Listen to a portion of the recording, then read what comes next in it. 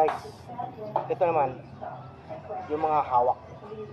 Pag hinawakan ka, paano ka makakalas? Ganito mga technique, simple lang. Hawak, yan. Lakasan mo. Yan. Simple lang ang pagkalas, guys. Ganito lang. Yan. Tanggal yan. Isa pa. Yan guys, oh. Hawak dito. Tataas mo lang siya. Taas. Taas. Yan. Hawak dito. Yan, oh.